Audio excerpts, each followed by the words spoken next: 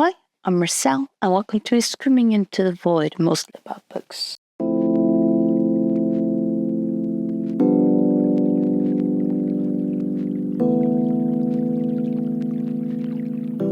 I'm a bit behind with some of my reading challenges, but for Victober this year, we had a group read of reading The Doctor's Wife by Mary Elizabeth Braddon, and I have just finished that book.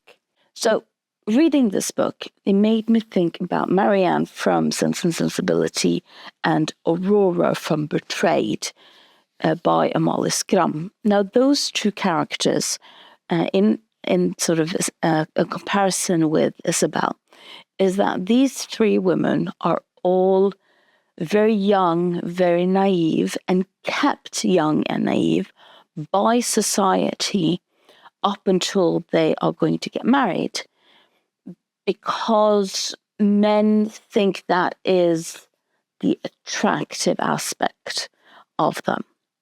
And when I'm saying kept up until this married, both Isabel and Aurora in Betrayed are married at the start of the book, and then we sort of see their downfall when their naivete and innocence sort of collapses with the reality of the day-to-day, while Marianne has that collapse before she is married.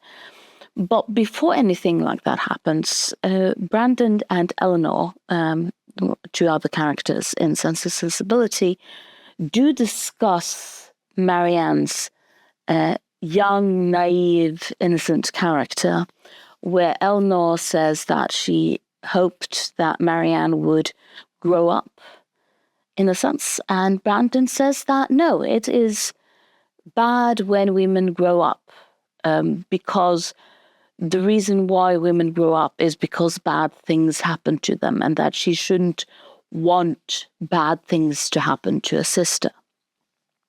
So all three storylines talk a bit about women's position in society in the 1700s, 1800s, in both then the UK and Norway, where Amalie Skram is from. And all of them is sort of questioning, is it a good thing that women are kept young and naive, even if men find that attractive? And when I'm saying young and naive, I don't necessarily think that, oh, these men want to have sex with children. You can absolutely discuss what you define as children in a historical context, but it's not that aspect. That's not what I'm reading into it. But what I do read, that this is a society where being young and naive and being a trophy wife is women's sole purpose. And the trophy wife isn't necessarily about the relationship between the man and his wife, but it is about men's relationship with the rest of society. Men are sort of giving themselves a form of status by pointing to a woman who does have high quality, and high quality in this sense is they're young, they're naive, and ideally they would, in this setting, build up the man.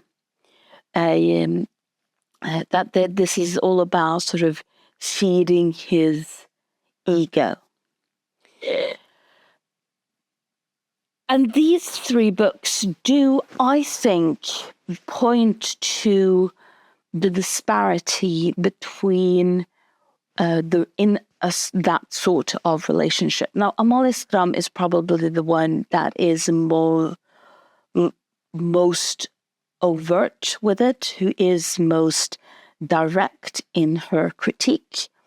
And Amalie Skram does say that if we do not give young girls an education, which means that they stop being young and naive and are prepared for life, then we are only doing society at large a disservice.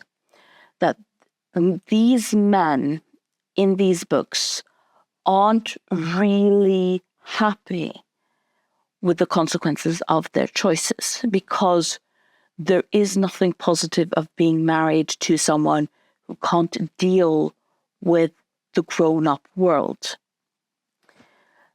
either emotionally or because they don't have knowledge about how the world works.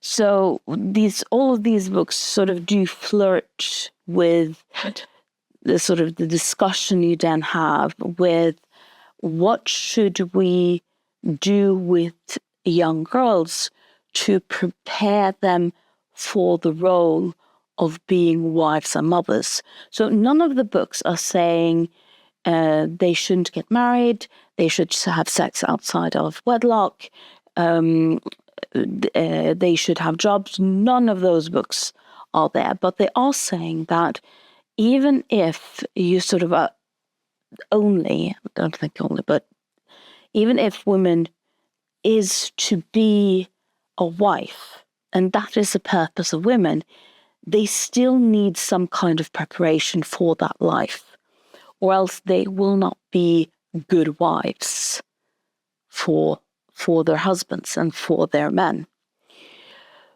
And you can find sort of parallel ideas to this in our day-to-day, even today, where, for example, research on abstinence-only cultures in the US points that girls that are growing up in abstinence-only and manage to stay virgins have a lot of pride in being virgins, have a lot of pride that I was able to withstand having sex.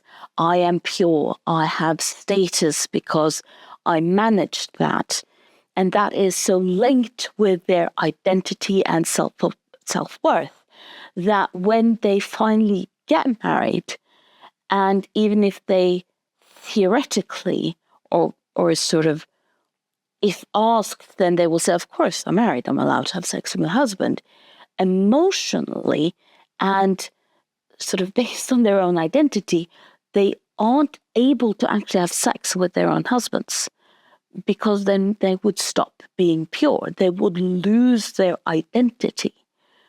So getting married for these women becomes an identity crisis, even if they are just doing what they're being told they should do. So that's sort of some of the things that I thought about when reading The Doctor's Wife, and sort of the whole gender roles that these three books point to, even if they do it in sort of different ways and different takes of it. And I'm very interested to hear what you think, if you've read The Doctor's Wife, what you've thought about Isabel and Isabel's journey, and if you think that what I said makes sense for how you read the book, or if you feel like, wow, we didn't read the same book at all. Please let me know in the comments down below, and thank you for listening to me screaming into the void.